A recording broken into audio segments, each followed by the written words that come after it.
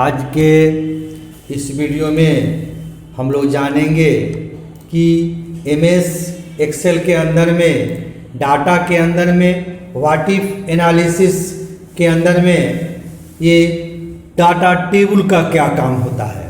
हम लोग पिछले वीडियो में व्हाट इफ एनालिसिस के अंदर में गोल सीक के बारे में बताए हैं। आशा करते हैं कि अगर आप वो देखे होंगे तो समझ में आया होगा।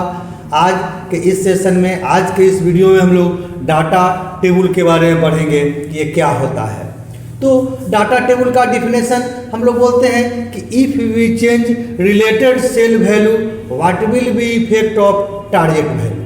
तो कहने का मतलब है कि हम एक डाटा यहाँ पे आपको बनाए हैं।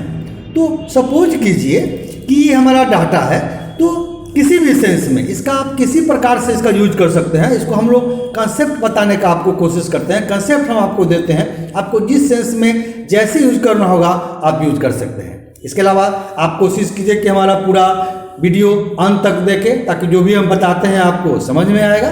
तो इसी सेंस में आज हम लोग व्हाट इफ एनालिसिस के अंदर में डाटा टेबल में के बारे में बताएंगे। तो हम लोग यहाँ एक डाटा बना चुके हैं। सपोज कीजिए कि हमारा एक मार्कशीट बना हुआ है। कोई आपके पास पैरवी के लिए पहुँचता है, किसी काम के लिए पहुँचता है, तो हमारा 319 नंबर आया है, 319 मार्क्स आया है। तो हम चाहते हैं कि इसमें से किसी दो सब्जेक्ट का मार्क्स बढ़ा दे या घटा दे, तो उस पर क्या असर पड़ेगा।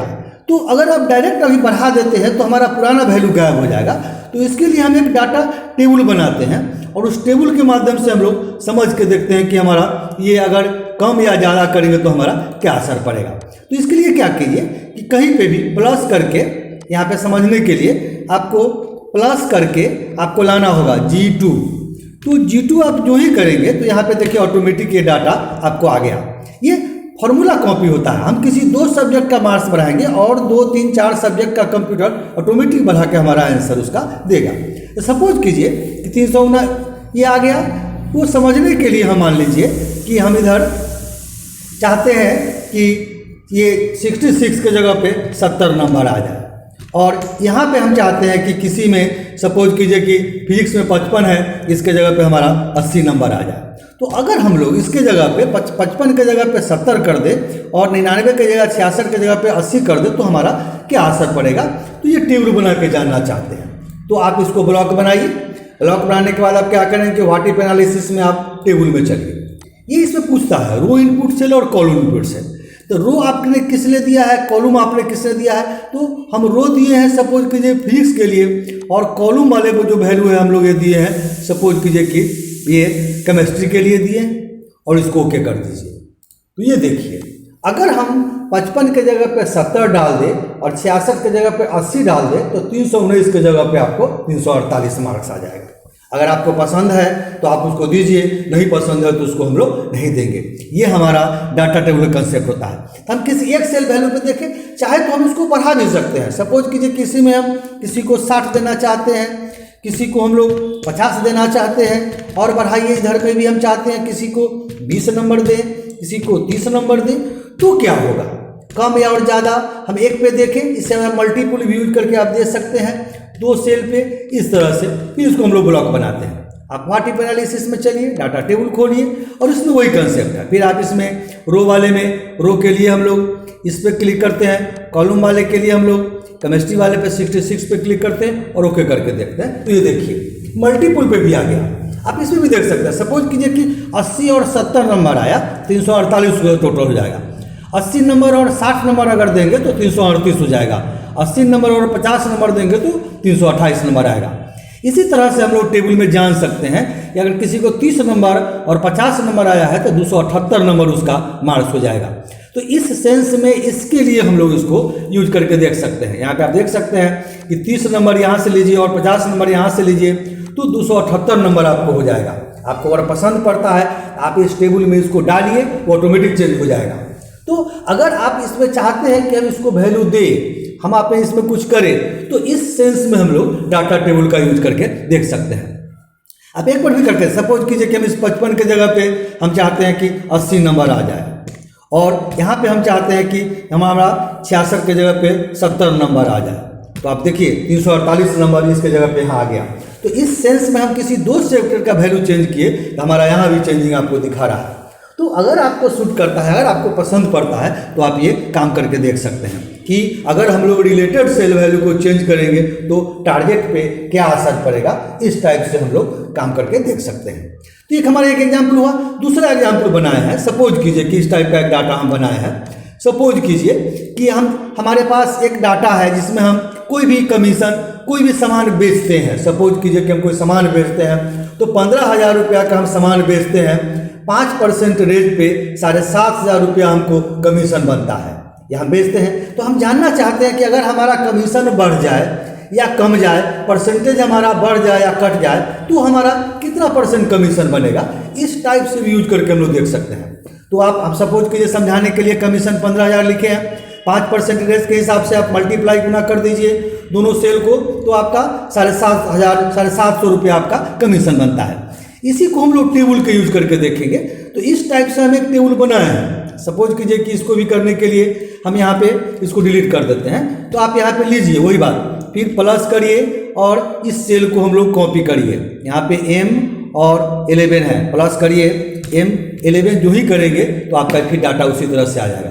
आप चाहें तो समझने के लिए आप लिख सकते हैं इधर कॉलम, या आप रेट लिख सकते हैं, या आप कमीशन लिख सकते हैं, जैसे आपकी मर्जी, जो जहाँ पे आप डालना चाहिए। हमारा इस साइड में हमारा रेट रहेगा, ये आप लिख सकते हैं समझने के लिए। तो हम चाहते हैं कि 5% तो है ही, ये 6% अगर हम देते हैं तो क्या हो जाएगा। 6% दे लीजिए। सपोज कीजिए कि हम लोग 7% दे लेते हैं, सपोज कीजिए कि 8% दे लेते हैं। आप चाहें तो आप 9% लीजिए।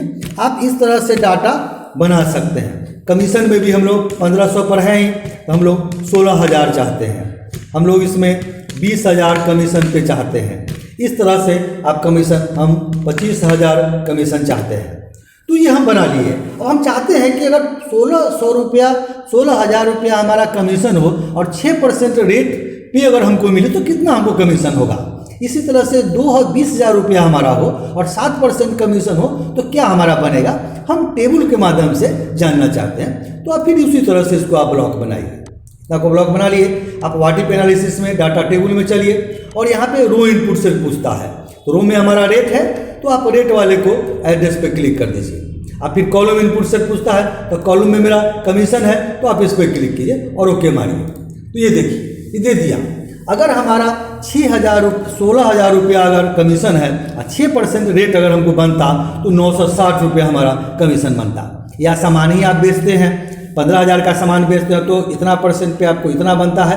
तो इस तरह से जान सकते हैं। सपोज कीजिए कि 20,000 का सामान बेचे और 6% अगर हम लेते या होता मेरा तो 1,200 रुपया हमको कमीशन बनता।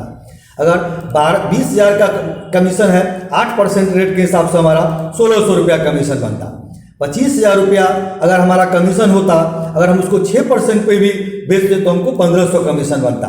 या 25,000 रुपया पर अगर हम 2,000 रुपया बनता कब, जब हमारा 8% कमीशन होता। तो इस टाइप से हम लोग ऐसे भी जान सकते हैं कि रेट कमीशन अमाउंट निकालने के बाद हम लोग चाहे तो आप इसका यूज करके देख सकते हैं। तो डाटा टेबल में यही चीज कंसेप्ट होता है कि अगर हम लोग रिलेटेड को चेंज करते हैं तो टारगेट पे हमारा क्या असर पड़ता है। हमने 1500 और 5% को बढ़ाया घटाया तो हमारे अमाउंट पे असर पड़ा। इसी तरह से हम एक टेबल में आपको इस पे समझाएं मार्क्स वाले में कि अगर हम किसी मार्क्स का बढ़ाते हैं तो इस पर क्या असर पड़ता है। आप किसी सब्जेक्ट का देख सकते हैं, 159 है, 277 है, 246 है, आप जिसमें चाहिए उसी के हिसाब से आप चाहे तो बढ़ा कर देख सकते हैं। एक बार में आप एक ही सेल का, एक ही सामने का आप देख सकते हैं, उसके हिसाब से आप इसका यूज करके देख सकते हैं। तो हमारा ये कंसेप्ट डाटा टेबल के बारे में रहा कि अगर हम लोग रिलेटेड को चेंज करेंगे तो हमारा टारगेट पे क्या असर पड़ेगा। यही चीज हम लोग गोल सीख में बताए थे कि टारगेट को चेंज करेंगे तो रिलेटेड पे क्या असर पड़ेगा, ये हम लोग चेंज किए थे। ये हमारा गोल सीख और डाटा टेबल में डिफरेंस भी हो जाता है। तो आज के इस सेशन में, आज के इस वीडियो में हम लोग जाने कि व्हाट इफ एनालिसिस के अंदर में डाटा टेबल का क्या काम होता है, कैसे हम लोग यूज करेंगे, कैसे हम लोग इसका यूज करके देखेंगे कि रिलेटेड सेल वैल्यू को चेंज करेंगे तो हमारा टारगेट पे क्या असर पड़ेगा। आज के इस वीडियो में इतना ही रहेगा। हाँ, आशा करते हैं हमारा ये वीडियो आपको पसंद आएगा। अगर हमारा वीडियो आपको पसंद आता है तो हमारे वीडियो को आप लाइक कीजिए, हमारे चैनल को आप सब्सक्राइब कीजिए और चाहते हैं कि आप चैनल में बने रहे, इसके लिए हमारे चैनल को सब्सक्राइब करने के बाद एक बेल आइकन आएगा, उसमें आप ऑल कीजिए। ऑल करने से बेनिफिट होगा कि जो भी वीडियो हम बनाएंगे समय समय पर उसका नोटिफिकेशन आपको उसका मिलते रहेगा।